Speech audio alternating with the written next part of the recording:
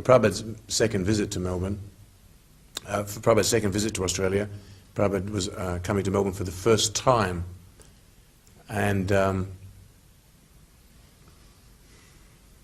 when Prabhupada arrived at the temple, I do recall Krishna Premi was crying, and she was trying to sing Vande Hum, Sri Guru on harmonium, and crying at the same time, and it was quite an intense affair, but it was done with great affection and sincerity, and Prabhupada nodded and smiled at Krishna Premi. And I remember Upananda had made a big plate of Simply Wonderfuls, which was the number one delicacy in those days. Somehow or other, Simply Wonderfuls were like the summum bonum of life. Some devotees made their own Simply Wonderfuls on the side. Ajamil was famous.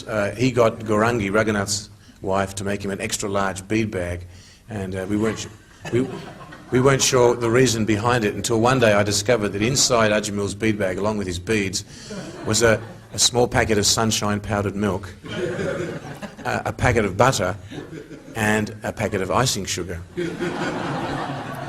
So Ajamil sometimes used to sneak out the back and roll his own.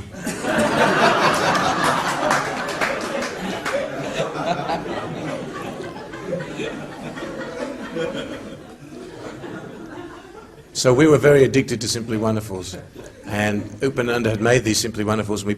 He offered a plate to Srila Prabhupada, and Prabhupada, I don't think he took any, but he nodded, and then he made a gesture to distribute the Simply Wonderfuls to everyone. I was very much into rules and regulations. I was very pedantic in those days, and probably the best man for being the temple commander, although I must have offended probably every devotee in Australia.